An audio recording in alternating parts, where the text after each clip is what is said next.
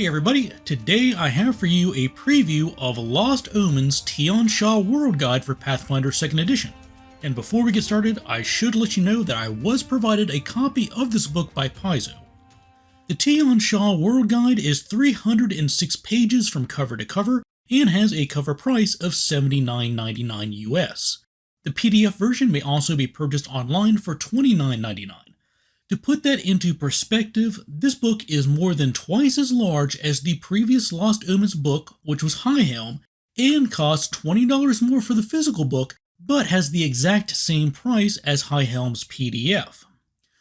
The Tian Xia World Guide is Pathfinder 2nd Edition's latest book to focus on a specific location, this time the Asian-inspired realm of Tian Xia, and follows a similar layout and presentation as previous world guides, such as those for Absalom, the Impossible Lands, and the Mwangi Expanse.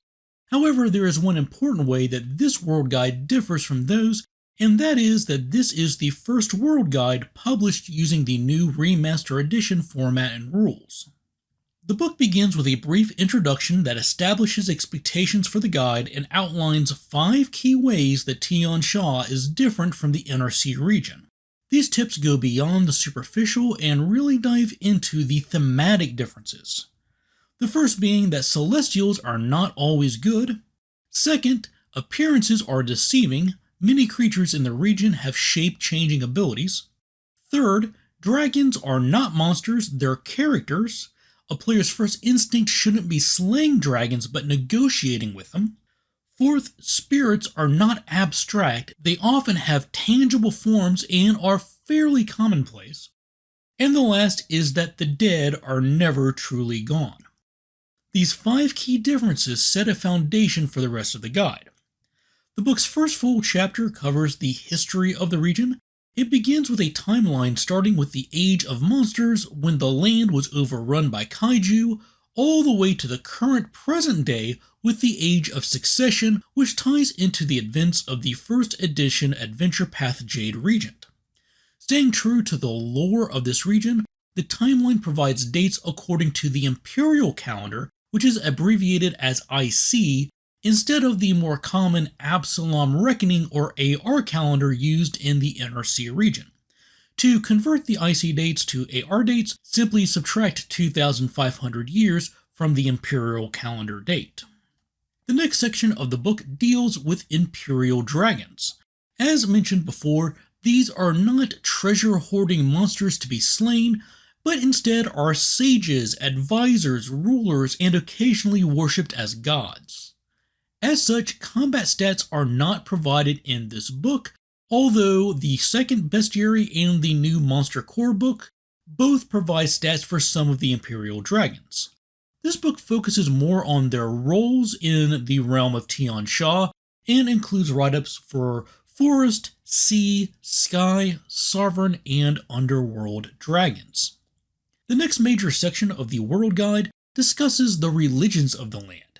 This starts with the region's creation myths and leads into full write-ups for 22 new deities, including pronunciation keys for each of their names, and also includes brief discussions of how some deities from the NRC are viewed here. This in turn leads into a discussion of different philosophies and the tests of virtue, 5 new rituals ranging from 2nd to 10th rank that provide gifts, usually in the form of feats, to characters able to pass those tests. For example, the Power of the Beast test of virtue requires you to defeat an enemy at least 2 size categories larger than you in single combat without using weapons. If you succeed, you gain the Titan Wrestler feat. The second major section of the book covers nations and regions as you might expect from a world guide, and this takes up the bulk of the new book. 29 regions are covered in detail over more than 220 pages, making almost 3/4 of this book dedicated to geography. Each write-up follows a familiar format as used with previous world guides, and starts with a 1-page summary of the location that provides important details like its capital, government, religion, and chief exports, and then followed by a description of the land and 2 summaries of what it is like to live there titled Day in the Life and Year in the Life. This is generally followed by a page or 2 discussing the nation's culture, followed by greater detail about the government, important figures, and locations. And each write-up typically ends with an overview of their relations with other governments and factions.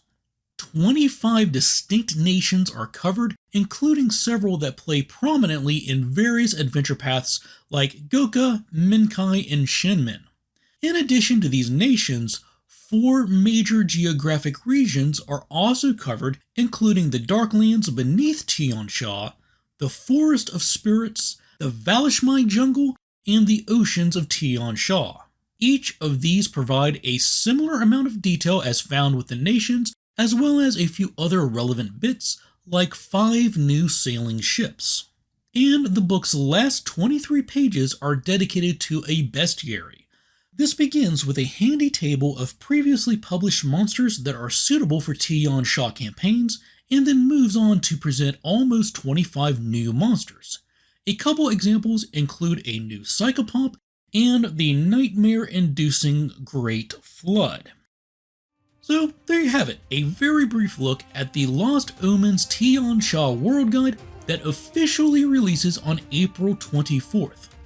Let me know in the comments if you have any questions about the book, and as always, thanks for watching, take care, and happy gaming.